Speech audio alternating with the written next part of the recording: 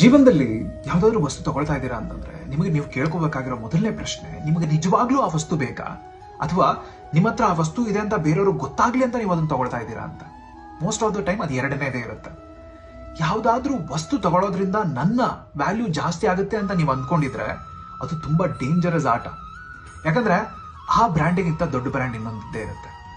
ನಿಮ್ಮಲ್ಲಿರೋ ಇನ್ಸೆಕ್ಯೂರಿಟಿಗೆ ಆ ಬ್ರ್ಯಾಂಡಿಗೂ ಹೋಗ್ಬೇಕು ಅಂತ ಅನ್ಸುತ್ತೆ, ತಗೊಳ್ತಾನೆ ಹೋಗ್ತೀರಾ, ಅದು ಯಾವತ್ತೂ ಮುಗಿಯೋದೇ ಇಲ್ಲ. ಯಾವತ್ತೂ ಅಷ್ಟೇ ಬೇರೆಯವ್ರನ್ನ ಮೆಚ್ಚೋಕ್ಕೋಸ್ಕರ ನಮಗೆ ಬೇಡದೇ ಇರೋ ವಸ್ತುಗಳನ್ನ ನಾವು ತಗೊಳ್ತಾ ಹೋದ್ರೆ ಮುಂದೆ ಹೋಗ್ತಾ ಹೋಗ್ತಾ ನಮಗೆ ಬೇಕಾಗಿರೋ ವಸ್ತುಗಳನ್ನ ಮಾರ್ತಾ ಹೋಗ್ಬೇಕಾಗತ್ತೆ. ಉದಾಹರಣೆ ತಗೊಳ್ಳೋಣ, ಒಬ್ಬ ರೇಂಜ್ ರೋವರ್ ಅಲ್ಲಿ ಬಂದಿಳಿತಾನೆ ಅಂತ ಅನ್ಕೊಳ್ಳೋಣ. ಕೈಗೆ ರ್ಯಾಡೋ ವಾಚ್ ಕಟ್ಕೊಂಡಿದ್ದಾನೆ, ಆದ್ರೆ ಆ ವಾಚ್ ನ ಅವನು ಜಾತ್ರೆಯಲ್ಲಿ ಕೊಂಡ್ಕೊಂಡ್ ಬಂದಿದ್ದಾನೆ. ನೀವೇನ್ ಅನ್ಕೊಂತೀರಾ? ಅವ್ನು ದೊಡ್ಡ ಶೋರೂಮ್ ಹೋಗಿ ತಗೊಂಡ್ಬಂದಿದ್ದಾನೆ ಅಂತ ಅನ್ಕೊಳ್ತೀರಾ. ಅದೇ ಒಬ್ಬ ಬಡವ ಹವಾಯ್ ಚಪ್ಪಲ್ ಹಾಕೊಂಡು ನಿಜವಾದ ಶೋರೂಮ್ ಹೋಗಿ ರ್ಯಾಡೋ ವಾಚ್ ತಗೊಂಡ್ಬಂದಿದ್ದ ಅಂತ ಅನ್ಕೊಳ್ಳೋಣ, ಅವ್ನು ಜಾತ್ರೆಯಲ್ಲೇ ತಗೊಂಡ್ಬಂದ ಅಂತ ಅನ್ಕೊಂತೀರಾ.